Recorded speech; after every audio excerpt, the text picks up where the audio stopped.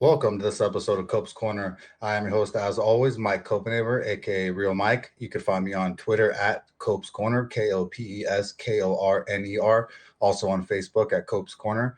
Stoked to be with you here to review UFC Vegas 33, the Ultimate Fighter season 29, episode 10 recap, and then we'll jump into some free bets for UFC 265.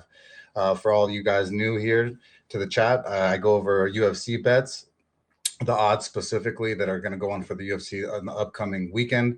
And then I pick my one or two bets, maybe more, on what I feel like are the best leans for the show. So I appreciate all you guys here with me as always. Hello, Jackie Girl and Aaron Weinbaum. Appreciate the award and you guys being here with me as always. First and foremost, I want to jump in. I'm going to thank my sponsors. So bear with me for 1 second. I want to make this happen. Hope you all having a great day and doing well.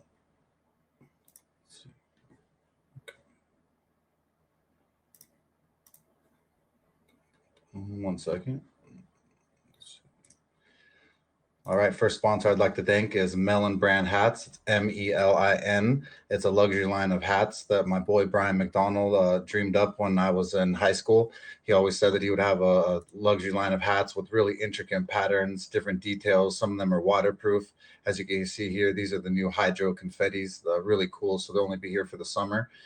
So if you like hats and really cool stuff, they have some really, really expensive ones, and they have some ones that are a little bit cheaper that are really dope, that are waterproof. So make sure you go over to Melon Brand Hats and give them a shout out and get yourself a hat for this upcoming summer. And for the winter, they have some dope ones for snowboarding. So make sure to go give them some love. Secondly, I'd like to shout out Fokai Stuff, FOKAI stuff.com. It's Guamanian gear. My boys over from the island of Guam, my boy Rome, gave me the chance to support and sport his gear, and I couldn't be more stoked. Before my brother got on the Ultimate Fighter season 6, I used to drive all the way out to San Diego Undisputed, where they had a small shop, and my boy Tone Anderson used to run it, and I would go there and buy some shirts, and so I could have some dope stuff. Hello, Mel B. Appreciate you being here. What's up? I'd like to shout out my sponsor, Ryan Richardson, Kick Your Bass 21 on Twitter. Appreciate you being here, Ryan. As always, hope to fish your bite, and then you and your wife ain't fighting. But like I said, Fokai Stuff is really cool stuff. They're from Guam. They're really, really good people. They sponsor Frank the Frank Camacho, Brandon Vera, Herman Torado, a bunch of really, really good people. So make sure you go get some gear from them. Lastly, I'd like to thank Spliff Seeds Amsterdam, SPLIFF Seeds. They're genetics for MJ. If you like growing MJ or medicine like I do, the picture here is of lemon cream Kush female.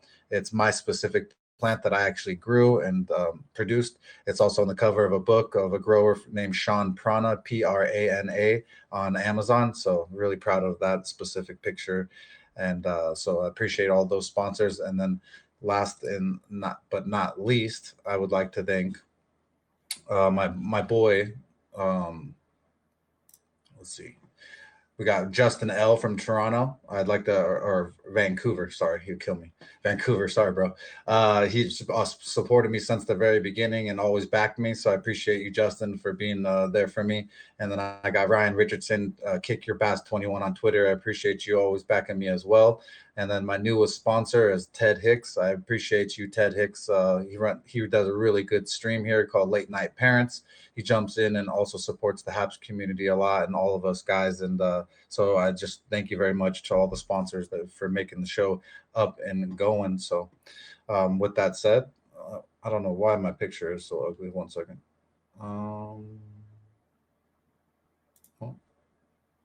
Here we go. Sorry, guys.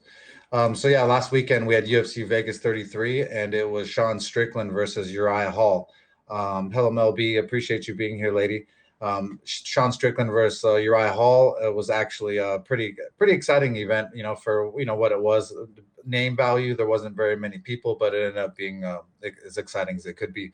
The first fight of the night, it was Philip Rowe. He took on Orion Koski. Philip Rowe won KO TKO punches in round 2. Absolutely dominated Orion. His length and strength. I like I said last week, I liked Rowe a lot and thought about even throwing a bet on him as an underdog, but the public already steamed the crap out of Rowe, so it really deterred me from him. But if you picked him, good for you, and betting him as well. Thank you for the award, Mel B. Appreciate it. And then the next fight of the night was an absolute disgrace. I'm so glad I didn't bet on this fight. Ryan Benoit took on Zakara Adashov, and Ryan Benoit should have won this fight easily every day of the week, no matter what. There's no ands, ifs, or buts, but he didn't. He lost. Adashev won and won a 3-round unanimous decision. Each fighter had their moments back and forth, but it just seemed like Adashev, either Benoit was just a little gun shy and just didn't throw what he needed to in the volume. But Adashev, man, somehow he was, 3-3 as a professional, climbs the 4-3. It's pretty disgusting as in the UFC, but it is what it is. The next fight of the night was Jin Yu Frey took on Ashley Yoder. Ashley Yoder was the favorite in this bout, and she did not end up winning this bout. Jin Yu Frey ended up winning a 3-round unanimous decision. She literally just dominated Ashley kind of all over the place. And not dominant like Khabib wise, but just like had an answer for Ashley Yoder almost everywhere. Ashley Yoder has really good jiu-jitsu. Really crazy to see her fall short there, but is what it is. I'm glad I didn't bet on that type of MMA. But Jin Yu Frey, she's a small 5'3", 5'4", skinny girl, man. She just keeps coming through, and so shout out to her because she needed that one after she was on 2-fight losing streak. She won, and then she won again. So now she's won 2 in a row and climbed to 11-6. Thank you for the high award, Ryan. I appreciate that, my dude. The next fight of the night was our first bet of the night, and it was Danny Chavez versus Kai Kamaka III. And I'm going to be straight out honest right now. I was shitting bricks the whole fucking time. The entire time. I was like, wait. Can I take this back? Can I please cancel this bet? Is there any way that I could stop this bet right now? Please, God, stop this bet. I don't want to bet anymore. And they somehow ended up being a draw in the end, which means that the bet was a push. So it was basically like we didn't bet it, and ended up being a squash. So I was actually stoked that we didn't have to worry about that. But with the luck came the non-luck, and that was the next fight of the night. My boy Rafa Garcia took on Chris Gudesmucker. Firstly, Rafa Garcia totally disrespected the whole entire Mexican race. I'm German and Mexican, so I'm gonna say it. He looked terrible. Most Mexicans have a gas tank that you cannot ever bet against. They always have enough stamina to keep on going. Well, not Rafa Garcia. He was a 2-minute man for a $2 hoe. He went for 2 minutes better than you ever seen him in your life. Pretty much dominated round 1. And after 2 minutes, me and my boys looked at each other, and we both knew that we were fucked. Rafa Garcia was gassed. He looked like shit. It was for a pro fighter he had literally had, I think, 12 minutes left, 12, 13 minutes left in the fight. And he's 2-3 minutes in, and he was dying. Rafa Garcia was that.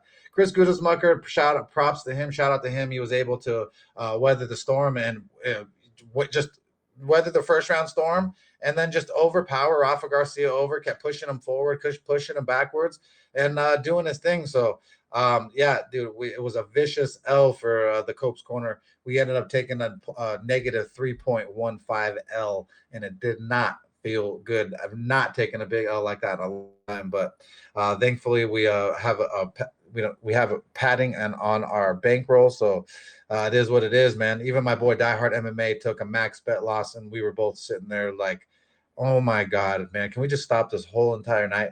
But it is what it is. That was Chris Gudesmucker beat Rafa Garcia. The next fight of the night was a pretty impressive bout in the sense of Jason Witt took on Brian Barberina.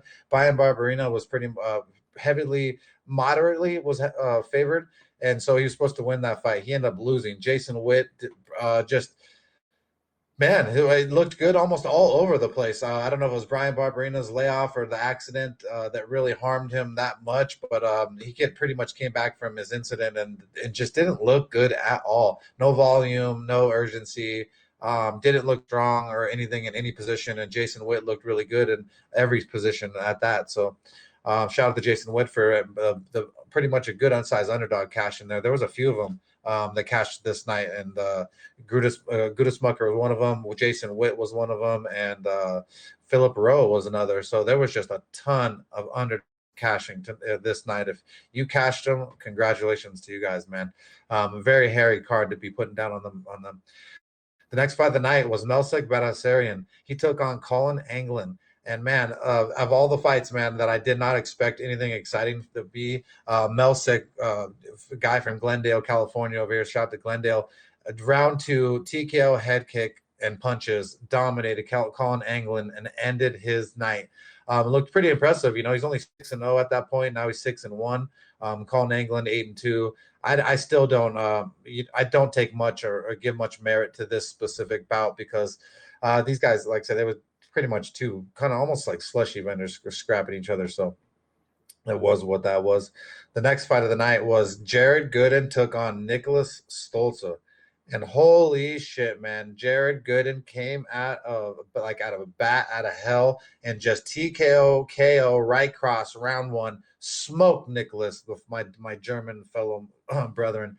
Absolutely just killed him, man. And he was a pretty decent sized favorite too, as well. So I mean, shout out to Jared Gooden for winning that fight and making some money for his family.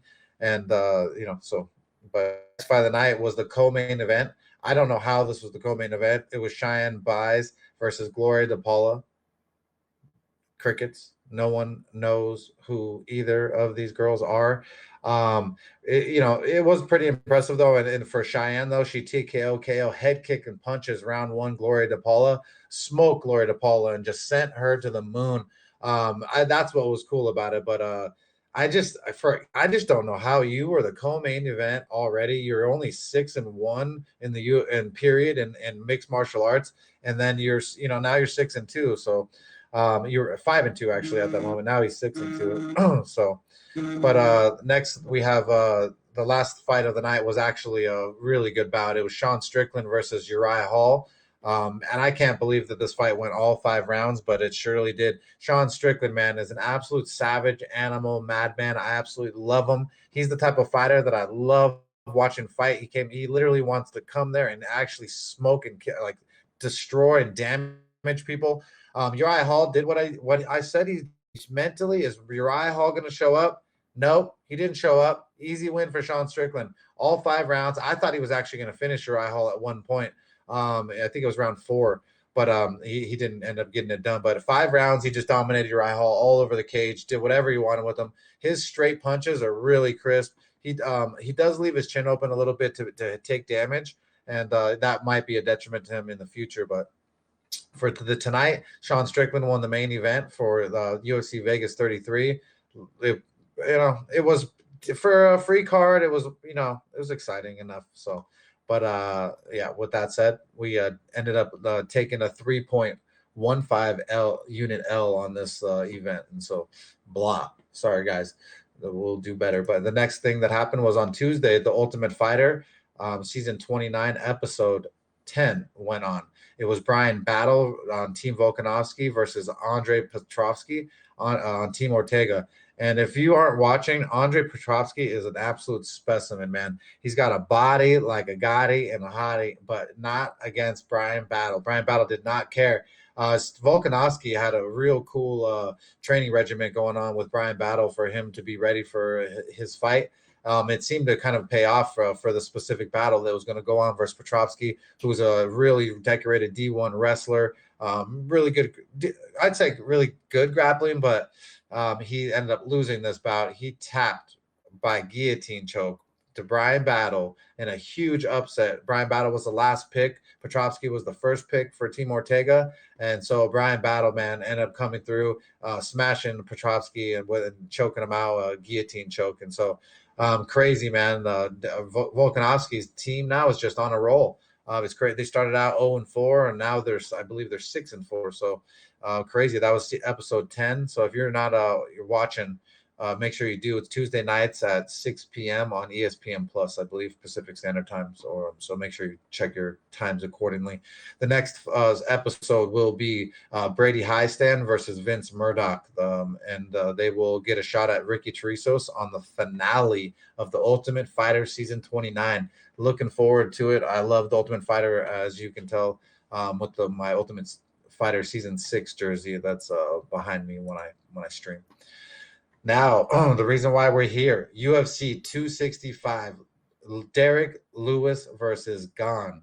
Man, this is going to be a really exciting event. Finally, after UFC kind of cheeseballing last week, it's nice to see them give us something to work with this time. But the first bout of the night is Johnny Munoz Jr. He's taking on Jamie Simmons. Johnny Munoz Jr., he's 10-1. He is 28 years old. He's 5'9" with a 71-inch reach. He's on a one-fight losing streak, fighting out of Norco, Cali. Shout out to Cali.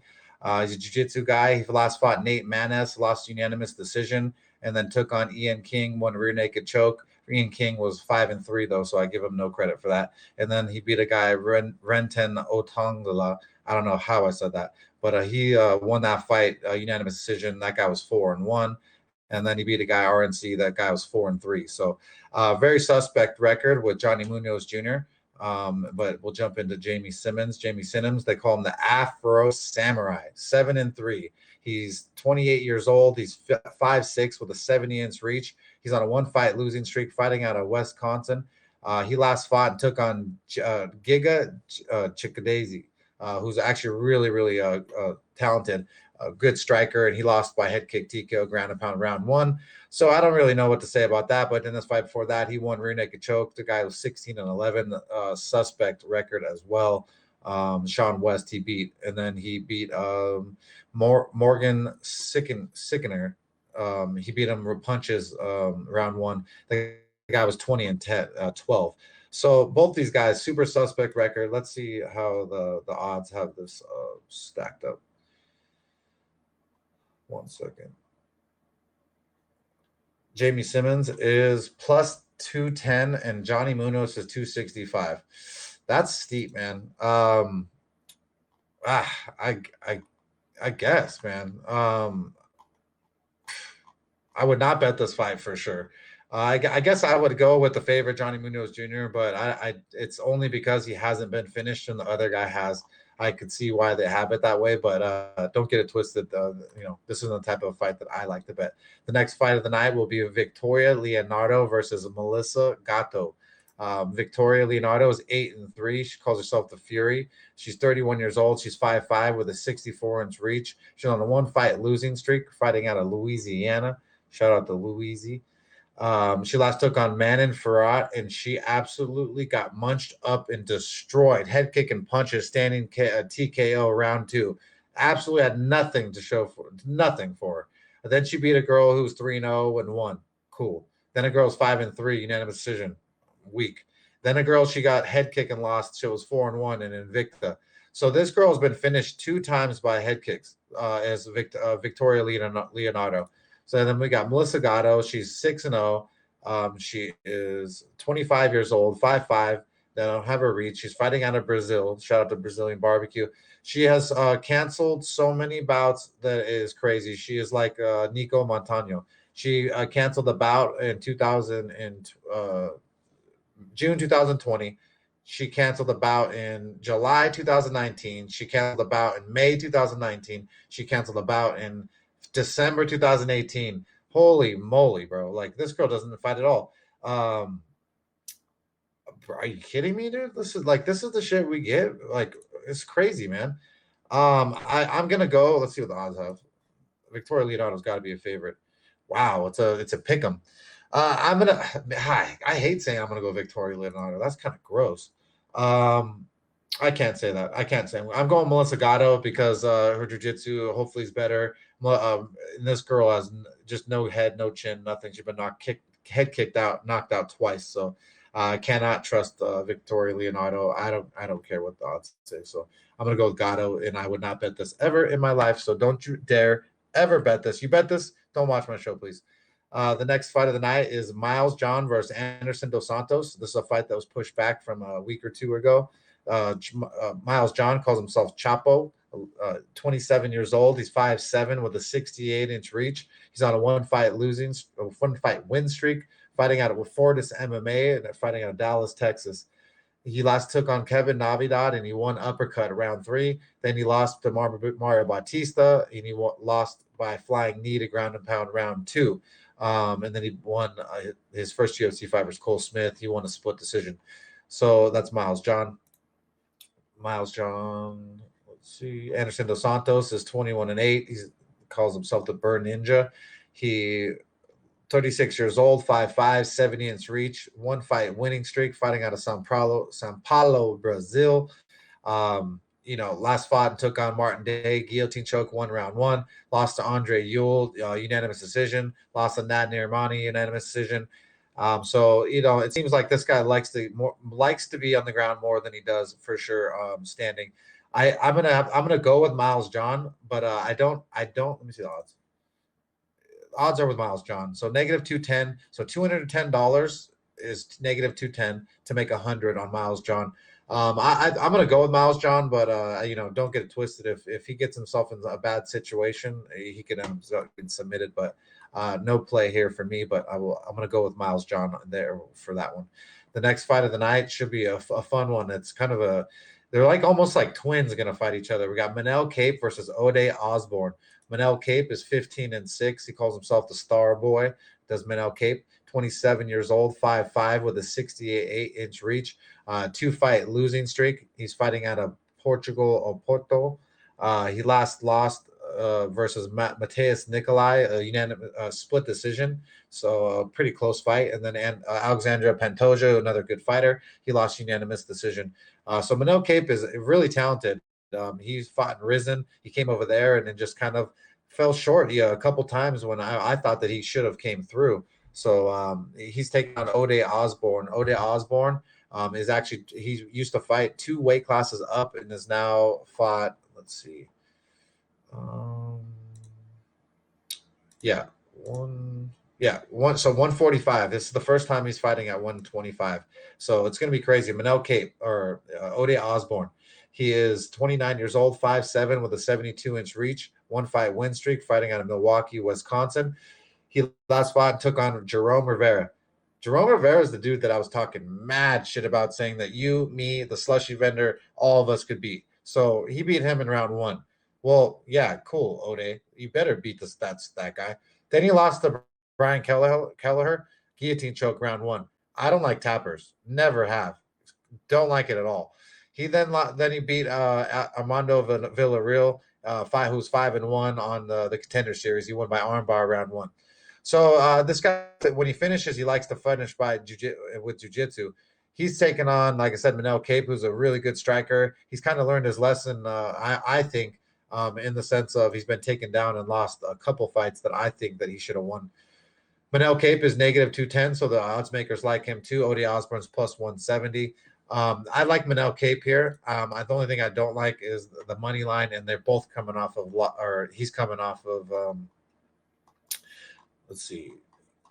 Manel Cape is coming off of 2 losses, right? 2 losses. So it's hard to bet on someone coming off of 2 losses, but they were versus impressive guys. So I'm going to go with Manel Cape here.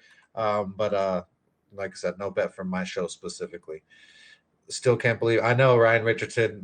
If you guys don't know, Amanda Nunes is off of the card for, I believe it was this weekend, right? And so it sucks, man. She got COVID. Her wife got COVID. The baby even got COVID, supposedly. So that's even super rare. So, yeah, Ryan, it sucks, man. But it is what it is. Manel Cape, I believe, will win versus Odie Osborne. But that size advantage for Odie Osborne for the first time dropping, not 1 weight class, but 2, folks. 2 at plus money. Man, it's kind of hard to ignore. So if you guys want to hit it, and then quit it, because in for the long haul. The next fight of the night is the battle of the baddies. Two sweet girls, but they're just bad. You could just give them both the pink slips and just tell them to go home, because both these old dogs just don't have a lot. But Carolina Kolukowicz, she is 12-6, and she's taking on Jessica Penne. KK, they call her, 12-6. She's 35 years old. She is 5'3" with a 64-inch reach. She's coming off of 4 losses in a row. You don't get that many chances very often, folks. She's fighting out of Poland, so shout out to the Poles and the Polish sausage fire. She lost to Yonin Yan. She lost to Alexa Grasso, unanimous decision. She lost to Michelle Watterson, unanimous decision. Then she got finished by Jessica Andrade. Holy moly, man. And then you have Jessica Penne. She is a noodle herself. There's nothing great about her. She's just a vet.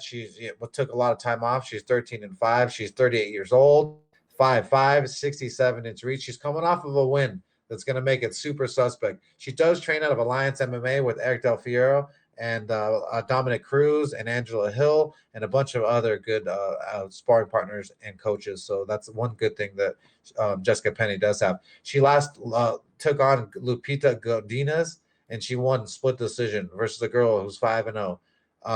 No, you should have smashed her into the ground or submitted her. Then when she had some experience, or some people that had experience, which was in 2017 was the last time she fought anyone worthwhile. She took on Danielle Taylor, lost unanimous decision. And Danielle Taylor's a tough little girl, a tough chick. She throws a big right overhand and had some decent wrestling, but not nothing to write home about, just strong.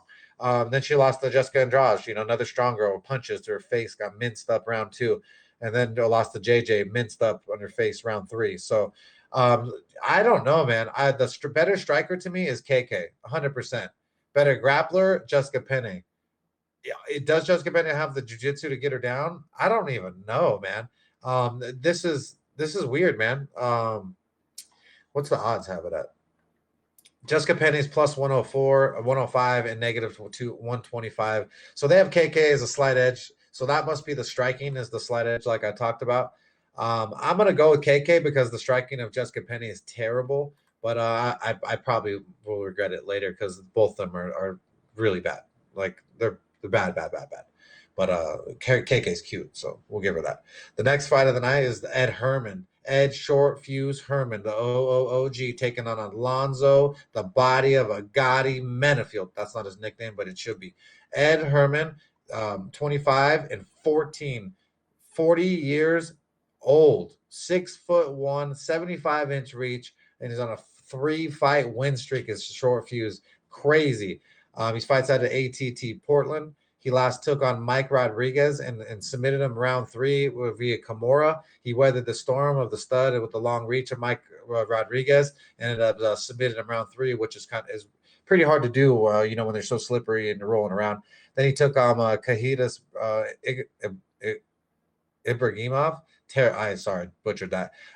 Then he won a unanimous decision versus him, and then Patrick Cummins, he beat him round 1 knee and punches. Short Fuse. I like Alonzo Minifield. Alonzo Atomic Minifield is his real name. 10-2, 33 years old, 6 foot, 76-inch reach on a 1-fight win streak, fighting out of Texas. They're going to be in Texas this weekend, so he should have some fans. He last took on Fabio Chur. He beat him by Von Fluchoke round 1. Can't really give him much on that credit on that. He lost to OSP, counter left hook round 2. OSP was tough, man, but it just depends on when OSP shows up. Then he lost to Devin Clark, another vet with a vet wrestling. So he doesn't like wrestlers. He beat Paul Craig, who's a great jiu-jitsu guy, punches and smashed him.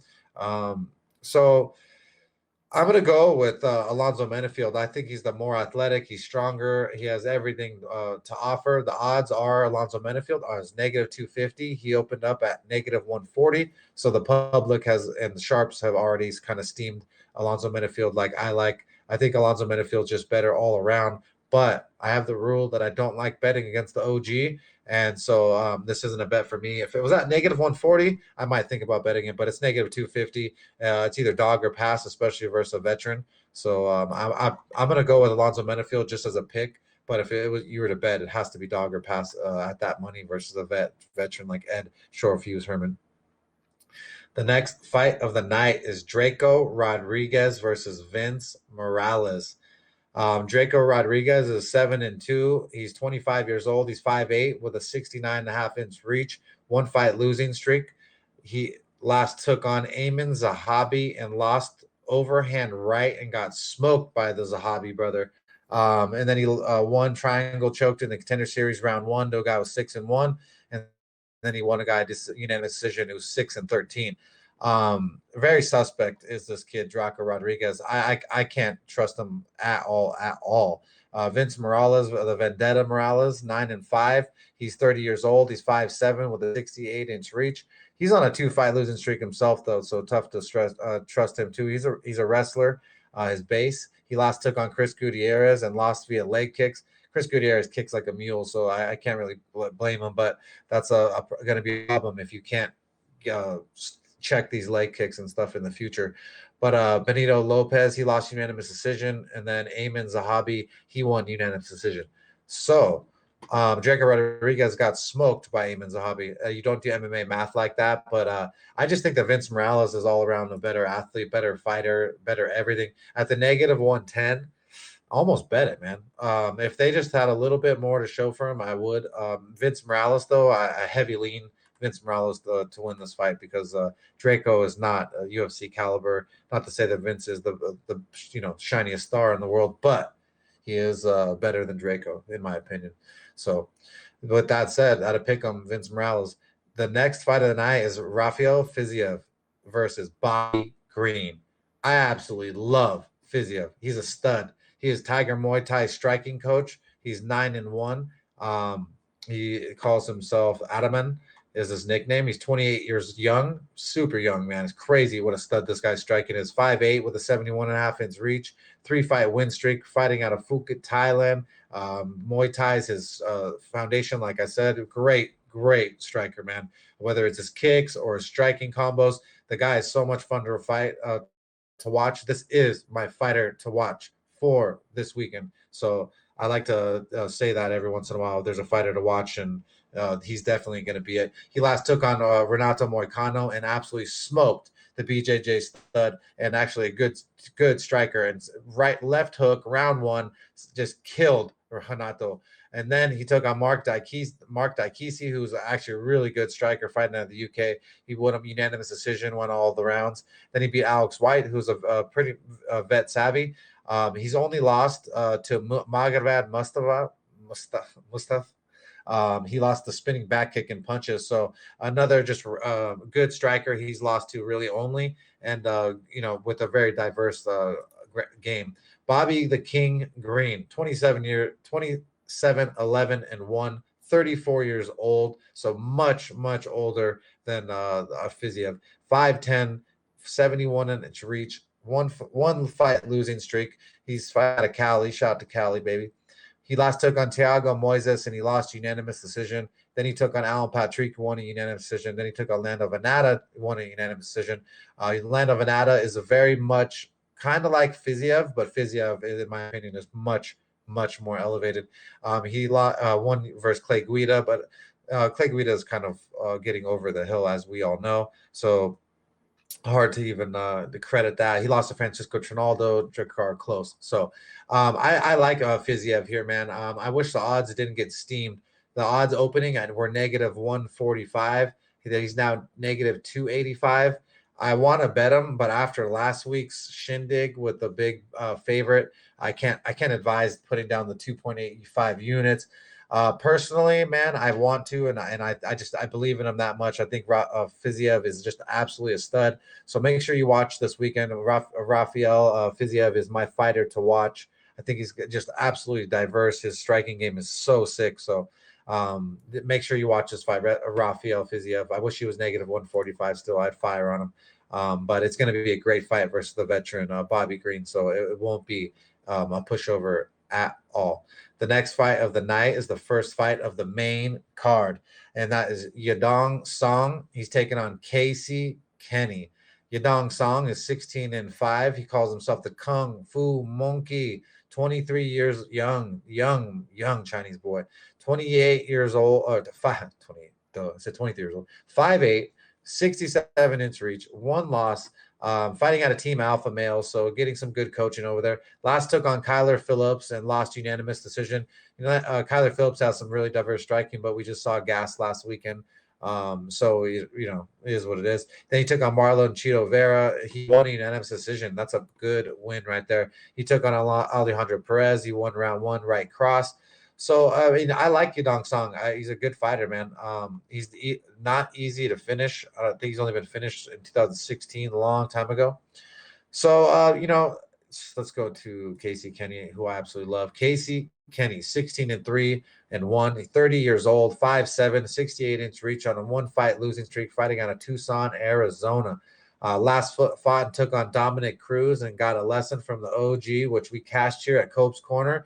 I don't even like D Cruz, and I still know when to put my feelings aside and to bet. And we threw down on Dominic Cruz to just do what he does best, and that's just school and outpoint. And he ended up winning and beating Casey Kenney and cashing for us. He won versus Nathaniel Wood, unanimous decision, and then Heli Elatang. And then Merab Davasheli, who's an absolute animal, he lost unanimous decision. So, Casey Kenney, man, is an absolute stud. The odds right now are -115. Casey Kenney versus the -105 on Sedong Yang. Let's see. This is going to be my first bet of the night. I'm going to put a Casey Kenney. I'm going to pick him. I'm going to be putting down 115, so 1.15 units, $115 on Casey Kenney. I just think he's the more diverse fighter, has better transitions. I could trust his gas tank in the end and everything. I think after learned a lot versus the Dominic Cruz last fight, and he's just a really, really good fighter. So that's going to be my first bet of the night. So Casey Kenney for the Cope's Corner. And the next fight of the night is Tecia Torres versus Angela Hill. And if you didn't see Angela Hill the other night on, there was in San Diego, I think it was Combat Fighting Championship in San Diego. Angela Hill was the announcer, and she was just glowing like a caramello bar. She just looked so good, like a caramel bar, just all the caramel and just amazing chocolate.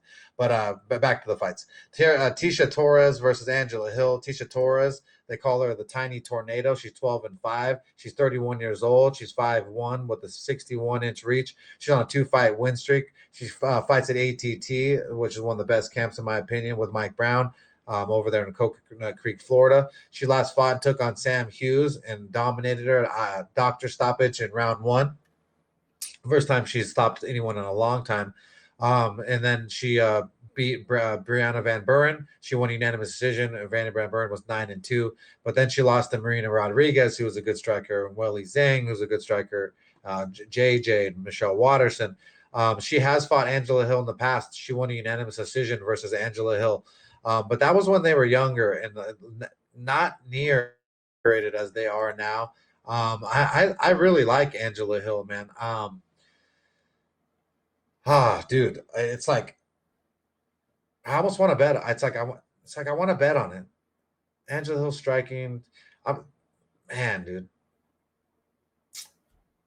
I can't. It's like I want to, but after the last weekend, I just can't. So I really like Angela Hill. I'm picking her here to win. She's at plus 115, so $100 makes $115. I think that's a good bet though. So I'm going to be going with Angela Hill to win that fight. The next fight of the night is Vicente Luque versus Michael Chiesa.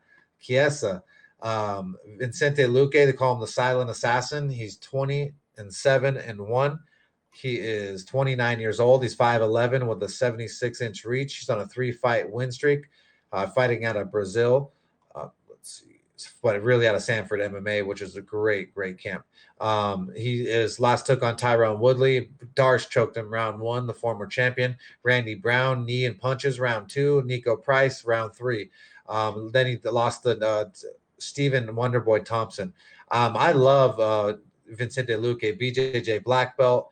These guys pretty much to me are going to be equal to, or I feel like Vicente Luque will have a little bit ground game advantage and a little bit of striking advantage. Michael Maverick Chiesa, 17-4. He's 33 years old. He's 6'1" with a 75.5-inch reach.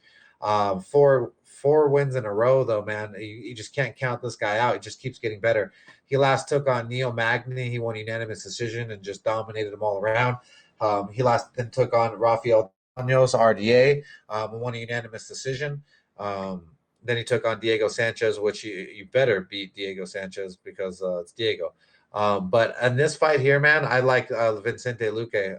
I just think that he's just an all around better fighter, and so yeah, I'm gonna go with it. I think it's a negative 115 is Vicente Luque. Michael Chiesa is negative 105. I just think that Vicente Luque's striking is a hair better. I think the jiu-jitsu is equal or better on Luque's side. I love Chiesa though, so don't kill me, Mike. But I gotta go with Chiesa. But Chiesa's a big dude, and he's just on a roll, in this upper weight limit. So it's gonna be a really, really exciting fight. So make sure that could be possibly one of the fights of the night. The next fight of the night is Jose Aldo versus Pedro Munhoz in the co-main event. Jose Aldo is 29-7. He's 34 years old. He's 5'7" with a 70-inch reach. He's on a one-fight win streak. He's fighting out of Rio de Janeiro, Brazil, Nova União, famous camp. He last took on Marlon Vera, won unanimous decision. Marlon Vera, I love. Then he took on Peter Yan. He lost ground and pound round 5. Marlon Moraes, he lost a split decision in. Alex Volkanovski lost unanimous decision. And then Renato Moicano, he beat in punches.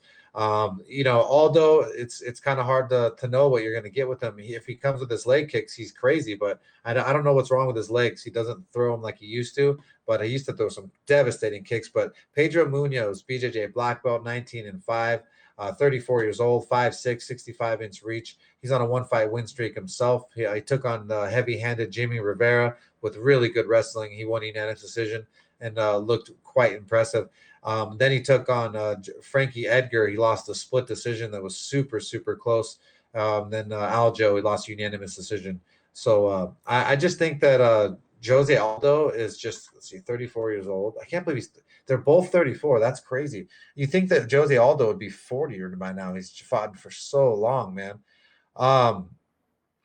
Man, in this fight, dude, the striking, it's like I want to say you would say favorite Aldo a long time ago, but I just don't see it. I think that if he doesn't throw the leg kicks, he's gonna have major problems. I think that Pedro Munhoz is just really, really tough. He is not to be finished, hasn't been finished. He's just fought with every single person in the upper echelon already and not gotten finished at all. So I like Pedro Munhoz. He's going to be my second and last bet of the night. He's negative 105. So negative 105 is $105 to make 100 versus Jose Aldo, the vet. I think that this is the one time where Jose just doesn't have enough gas left in this tank. And I feel like Pedro Munhoz is going to take advantage of that in this bout. So this should be super exciting, that co-main event. But the main event of the evening, the reason why we're here is my balls is hot. Derrick Lewis is taking on Cyril Gane. Derrick, the Black Beast Lewis, 25-7, 36 years old, 6'3", 79-inch reach. 4-fight win streak, fighting out of Houston, Texas. Shout out to Texas again. He last took on Curtis Blades, the wrestler, uppercut round 2, and just absolutely smashed him after being, pushed against the cage in the round 1. You can never count him out. Then Alexei Olenek, round 2, he smashed right hook to ground and pound. He smashed him. Ilir Latifi, unanimous decision, who's a little bit smaller but a wrestler. And so, Black Beast, man, this is the tough one. The odds are really, really gross. Cyril Gane's negative 360, and Derrick Black Beast Lewis is negative 270. Cyril Gane though is pretty much a specimen. He's a freak. He's from France. He's 9-0. He's kind of like Brock Lesnar, but just in a whole different way. Not with wrestling, but he's just a specimen, man. He's 31 years old. He's 6'4", 83-inch reach. He's on a 9-fight win streak. And he last took on Alexander Volkov, who's a great kickboxer. He beat him pretty much all. He beat him all the rounds, unanimous decision. And then Rosenstruck, he beat unanimous decision. And then Junior Dos Santos, JDS, he finished him round 2. This is why they have him favored. But it's Black Beast. You can't the Black Beast out ever. It's crazy here that people are. Sorry, I had to take a drink. But Cyril Gahn he really is a specimen. What I say is reach is 83-inch reach. Derrick Lewis is 79-inch reach, so he's gonna have a 4-inch reach advantage on a guy that they're the same height. Man, like that's not even counting his legs. I'm gonna go with Gahn here. I think he should win. Black Beast has gotten away with some wins when he shouldn't have, and I just think that he's gotten lucky. But with that said, obviously it's not like that's a tough bet to call. It's the odds are crazy for Gahn. But I'm going to be cheering Black Beast on this weekend, and we'll be cheering our bets on as well. So I really appreciate all you guys who tuned in. I think just thank my sponsors and each and every one of you guys each and every week who make the show what it is. And until next week, we'll be back here, hopefully cash in bets. And 1 second. So yeah, with that said, I'll see you next week and let's roll.